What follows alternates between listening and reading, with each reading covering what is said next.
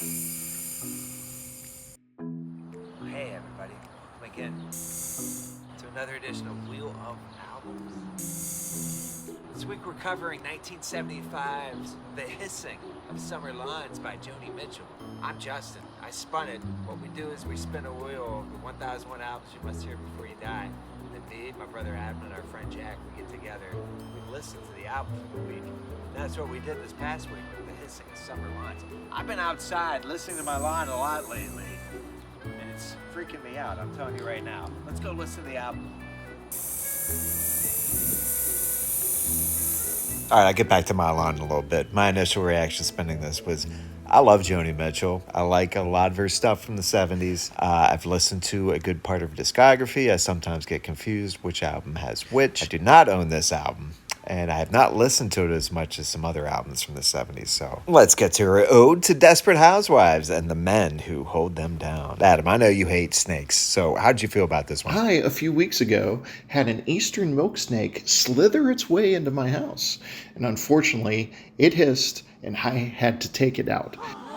Not in my house, snaky, snaky. Maybe it just heard you playing Hissing of Summer Lawns and wanted to come in. Or maybe you're cranking that breakbeat techno of The Prodigy from last week. We really are exploring all territories here on the Wheel of Album. As far as Joni Mitchell goes, I don't really know anything past Blue and Court and Spark, so I'm a little excited to see what an album that has poorly drawn men holding a snake in what I'm guessing is Central Park has to offer. So let's give it a spin and see what's going on. I know Joni Mitchell. I'm thinking I'm going to hear some Joni Mitchell folky type songs. This, again, spoiler alert, this album is fantastic is my initial reaction. It flows like a river. Now let's get to the details. Maybe it's Robert Dimery's thing, but man, we're 71 episodes, 71 spins in, and I feel like all we seem to be getting most of the time is transitional albums. That's not a knock on Hissing of Summer Lawns at all. You know, Joni, she was known for her folk songs from earlier in the decade of the 70s, and here is a transition. She hit big with Court and Spark, the album that came before this. Her album that had hits like Free Man in Paris and Help Me. So Joni did what most artists do that are hugely acclaimed and have long careers and have a lot of respect from critics and fans alike. She said, no, we're not having another Court and Spark. The problem is it's not Joni Mitchell enough for the Joni Mitchell fans. There is nothing wrong with this album. As soon as this started going to maybe the second or third song, time frame wise, it's obviously, I kept thinking of Fetch the Bolt Cutters by Fiona Apple. Pure artist record. Whether the studio likes it or not, tough. And then I read the liner note. She's talking about the album being a whole. It felt that way to me on the first listen. Oh, so Joni Mitchell wants to get experimental in 1975, I see. And evidently critics stated that this was the worst album of 1975 when it was released. As I listened to this, the one thing I kept coming up with in my head, and it just is the total stream of everything I thought of this week listening to this, is that it feels like the blueprint for every Taylor Swift album in the last 10 years. Sure, the lyrics are intriguing, but there really isn't anything exceptionally catchy about the music. Lyrically, the first thing that jumps out to me is this album is more observational. Past Joni albums are more about her feelings and personal experiences. To be able to pull off something where you're observational and you're writing about what you're seeing around you and talking about how you feel about that, that is a trick that doesn't always work. It works in spades here. There are not singles. This album is a feel. There's different moods. There's different stories being told. This is almost, let's go with, because we had talked about Outlaw Country, where Willie and the boys weren't going to follow the studio technique anymore. This is kind of like outlaw folk. If this was released in 2025 or nowadays, she would have been lauded for her experimentation, and the Jonies, which are the equivalent of the Swifties, would have had these 10 songs, the 10 most streamed songs on Spotify. Well, if that's the case, the two songs I would play the most would definitely be The Jungle Line and Shadows and Light. And while I picked those two out as my two favorites, I've got nothing against the other 8 songs on here. I think it shows where she turns over the experimentation, adding keyboards, layers of vocals. A whole album of songs like those two would tickle me pink. Justin, you seem to really have enjoyed Shadow and Light and 16 other Jonies singing on this and harmonizing together, which is very experimental. I myself was so lulled to sleep by the most of the album that I did not quite catch that. So Justin wants to know about 2 songs on the album, The Jungle Line and Shadows and Light, the second song and the last song on the album. Making use of synthesizers, loops, reusing the tape, doubling up vocals, tripling vocals, 16 timing vocals. Neither one stands out particularly to me that I would put it on a mixtape by itself. This album flows as a concept. Somebody's telling me their story at a dinner party and I'm engaged. And somebody else every now and then might try to chime in. I go, no, Joni's not done yet. All I wanted to do was go turn on Schoolhouse Rock for 3 Ring Government. I always thought Joni Mitchell sang the song for that, but evidently that was not the case, because the great Lynn Ahrens, who is a American writer and lyricist for musical theater, actually wrote that song and sang it. I did not realize that. I always thought it was Joni Mitchell. Had to take this one. I'm circling back on this one, Justin. Apologize. Shadows and Light. Again, that song, when I heard it, reminded me of a Todd Rundgren song called Pretending to Care on his semi-experimental album, Acapella. There's a secret wink and a nod to the Joni Mitchell album in that Todd Rundgren album. A phrase that she uses on there, maybe she uses Mighty Love as a lyric in one of these songs, and he has a song called Mighty Love on that album. You know, and listening to her earlier stuff all the way through her next album, Ajira, which is JPO, Jaco Pastorius Overdrive, on the bass, but getting to listen to it 3 times this week and seeing its intricacies, I really enjoyed it.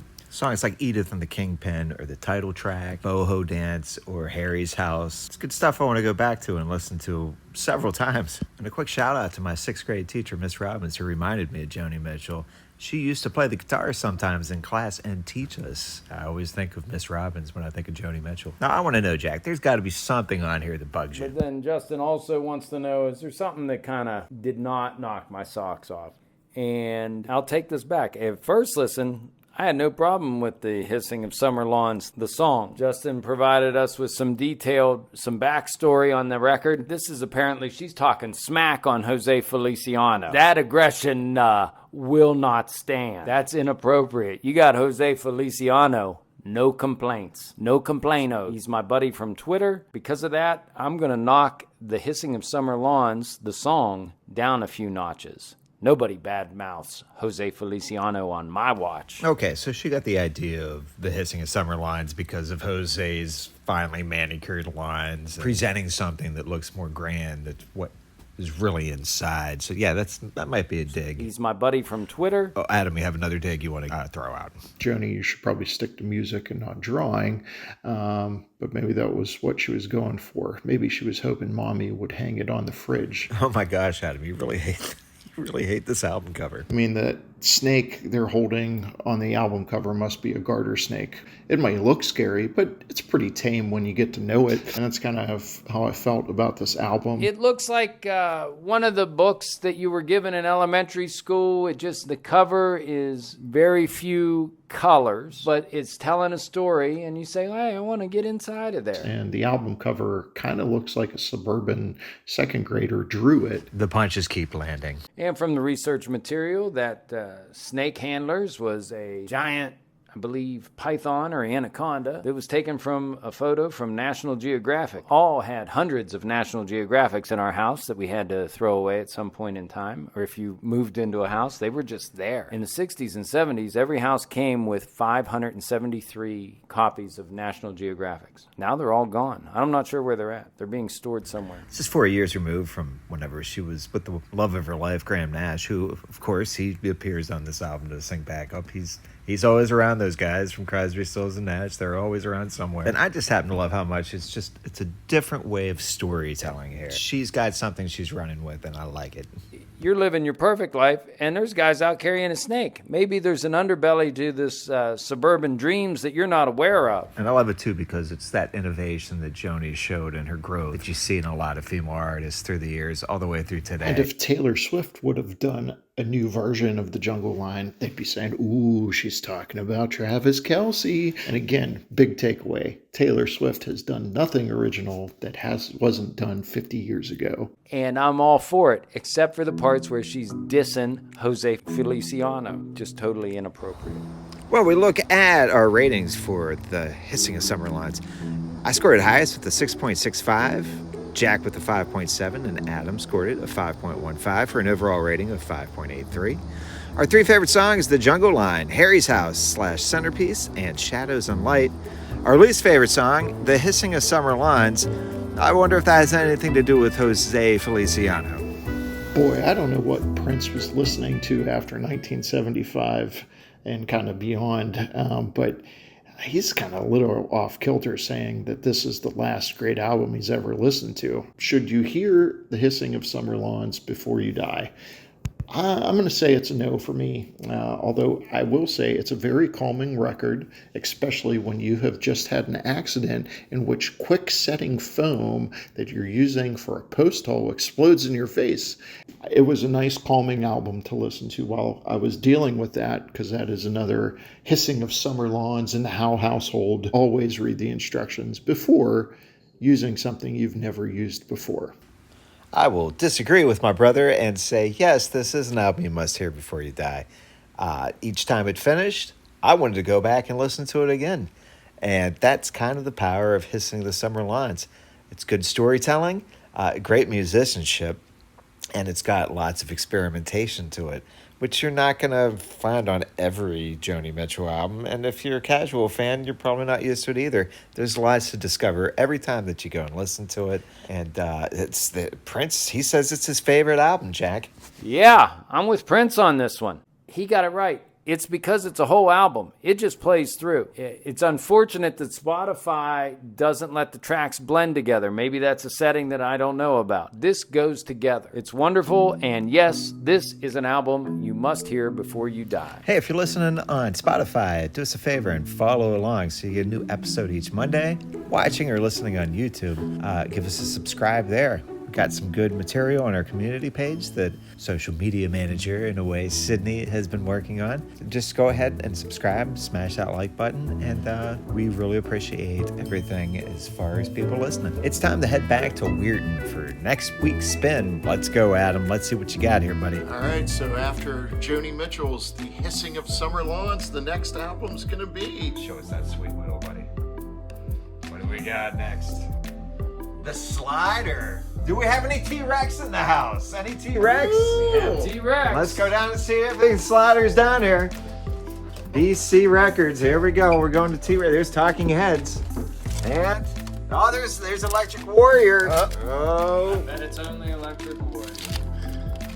That's probably it. So, Adam, how do you feel about spending T-Rex for the next I'm episode? loving T-Rex. That's a good spin. So, The Slider tune in for next that up. one. All right. That aggression will not stand. That's inappropriate. You got Jose Feliciano. No complaints. No complainos. Poorly drawn men holding a snake in what I'm guessing is Central Park. Nobody badmouths Jose Feliciano on my watch. Not even you, Joni Mitchell, your voice of an angel.